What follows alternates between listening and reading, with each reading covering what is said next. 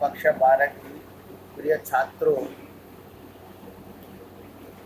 कल हमने मांग की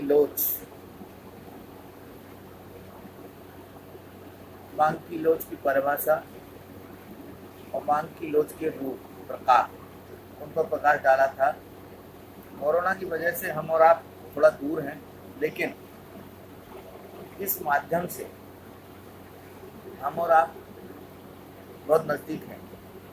तो इसलिए आज जो हमारा चौथा पाठ जो चल रहा है मांग की लोच का, इसमें आज जो प्रकाश डालेंगे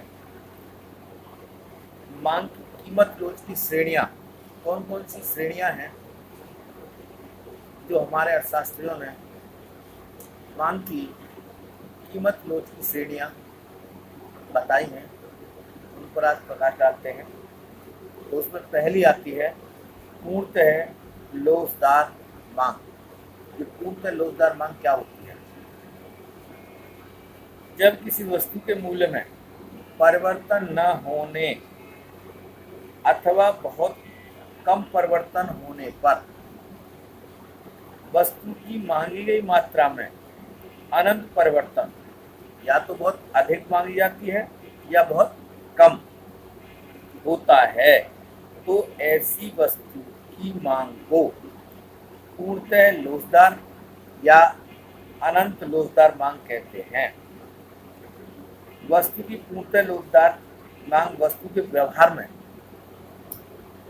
देखने को नहीं मिलती है, क्योंकि वस्तु की कीमत बढ़ जाए तो मांग कम हो जाती है, और यदि वस्तु की कीमत कम हो जाए तो मांग बढ़ जाती है। लेकिन ये कह रहे हैं कि मामूली सा भी अंतर होने पर या तो मांग कम होती है या ज़्यादा हो जाती है। ऐसा व्यवहारिक जीवन में देखने को कम मिलता है।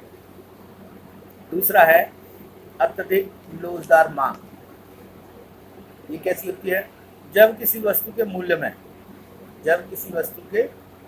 में थोड़ा सा परिवर्तन होने पर उसकी मांग में आनुपातिक रूप से अधिक परिवर्तन होता है, तो उस वस्तु की मांग को हम अत्यधिक लोचदार मांग कहते हैं।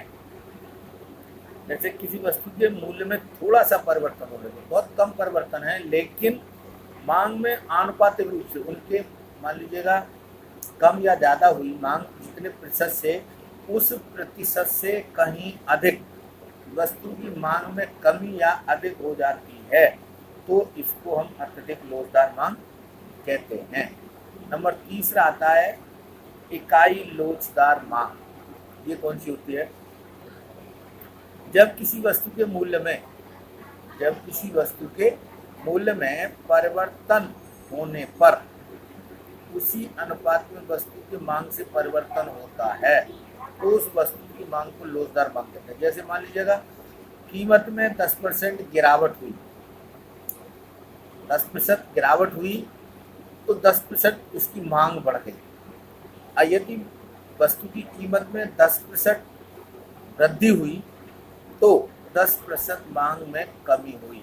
ये होता है इकाई लोचदार मांग, बराबर बराबर। अब आता है नंबर 4 पे बेलोचदार मांग।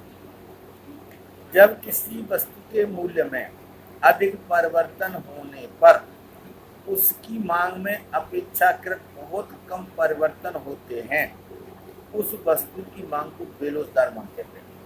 जब किसी वस्तु के मूल्य में अधिक परिवर्तन, मान लीजिएगा 20% तो उसका कीमत बढ़ गया, तो नियम के अनुसार 20% उसकी मांग में कमी होनी चाहिए, लेकिन ऐसा नहीं होता है। या 20% उसकी मांग में वस्तु की कीमत में कमी हुई तो मांग अधिक होनी चाहिए, 20% के बराबर ही होनी चाहिए, लेकिन ऐसा नहीं होता है, तो वो बेलोचदार मांग कही जाती है। अगला है नंबर 5 पर पूर्णतः बेलोचदार मांग। ये कौन सी होती है? जब किसी वस्तु के मूल्य में अधिक परिवर्तन होने पर भी उसकी मांग पर कोई प्रभाव नहीं पड़ता है, तो ऐसी वस्तु की मांग पूर्णतः बेरोजगार होती है। पूर्णतः बेरोजगार का मतलब है जब किसी वस्तु के मूल्य में अधिक परिवर्तन होने पर उसकी मांग पर कोई प्रभाव नहीं पड़ता है, तो ऐसी वस्तु की मांग पूर्णतः बेरोजगार होती है। मान लीजिएगा कीमत 50% बढ़ गई, वस्तु की कीमत 50% बढ़ गई, तो उसकी मांग में भी 50% कमी होनी चाहिए, लेकिन ऐसा नहीं होता है। और यदि 50% कम हो जाए, किसी वस्तु की कीमत में 50% यदि कमी आ जाती है, तो उसकी मांग 50% बढ़नी चाहिए, लेकिन ऐसा नहीं होता है, ये कम ही देखने को मिलता है। इसीलिए यह पूर्णतः बेरोजगार मांग कही जाती है। वैसे वास्तविक जीवन में ऐसा कम देखने को मिलता है। जब किसी वस्तु की कीमत बढ़ती है तो बाजार में उसकी मांग कम हो जाती है, और किसी वस्तु की कीमत कम हो जाती है तो उसकी मांग जो है अपने आप बढ़ जाती है। क्यों?